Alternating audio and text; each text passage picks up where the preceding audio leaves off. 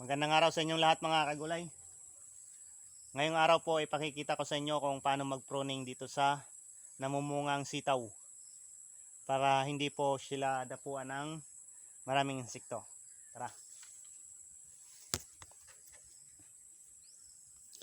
Simple lang mga kagulay. Hanapin nyo lang yung mga ganitong matatanda ng dahon. At tatanggalin natin pati yung mga nasa pinakailalim na dahon. Para hindi na sila kumain ng abono. Papunta na sila sa taas dahil yung bunga nila ipapunta na rin sa taas, tapos na yung sa baba. Tulad nito mga gulay, oh. Matatanda na yan na dahon. Kaya kailangan na natin tanggalin yan. Yan, ganyan. Napakasimpleng pag-pruning lang mga gulay ang ginagawa sa sitaw para lalo silang lumago.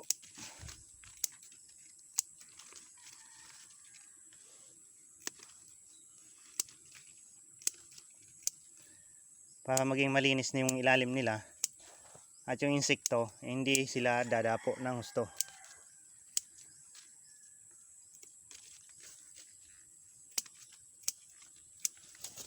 At yung dito sa pinakapuno nila mga gulay, tatanggalin nyo lagi yung mga nagsasanga-sanga na yan, kasi yan matakaw sa pagkain, sa abono. Hinaharang nila yung abono na papunta dun sa taas. Kaya kailangan natin tanggalin ng mabuti yon para makaakyat yung pagkain nila at mamunga ng maganda yung nasa taas. Yan.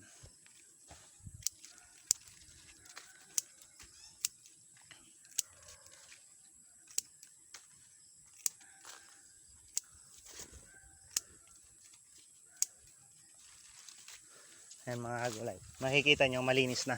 Ayan. Kitang-kita nyo na. Yung dito naman sa taas mga gulay, babawasan lang natin ng konti. Yung mga ganito lang na mga naunang dahon.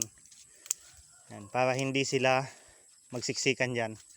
Lumago ng husto na mayroong pamamahayan yung insekto. Kaya kailangan natin tanggalin. Yan, ganyan. Tingnan nyo mga gulay. May dahon pa rin sila, pero hindi na malagong malago na katulad nito. Yan, tingnan nyo. Halos pag lumago pa ng gusto yan mga gulay, hindi nyo na makikita yung bunga nyan. Matatago na. Yan lang. Simpleng-simple lang mga gulay ang pag-pruning sa ating sitaw. O, tingnan nyo ito mga gulay. Dahil malago dito, ayan, mayroon ng hantik na dumapo dahil hindi tayo nakakapag-spray. Pinamahayan na ng hantik. Dahil wala pong tigil yung ulan dito, hindi po tayo makapag-spray. Ayan, tingnan nyo, dami. Tatanggalin natin yan para isa pa po yan sa nakakapag pahina ng ating sitaw. Ayan. Nangangagat. Ayan. Basta lagi nyo lang gagawin mga gulay, umpisa dito sa baba, tapos tatanggalin nyo to na mga sanga-sanga dyan sa baba at yung mga naunang dahon. Yan. Yan. Pataas po yan para yung mga bunga sa ilalim na hindi natin nakikita makikita na natin. Yan, tulad nito, may bunga pa dito sa ilalim malaki. Nag harvest po kami kanina, hindi natin nakita yan, kaya naiwan. Sa susunod makikita na natin yan dahil malinis na yung ilalim. So yun lang muna mga gulay. Maraming salamat.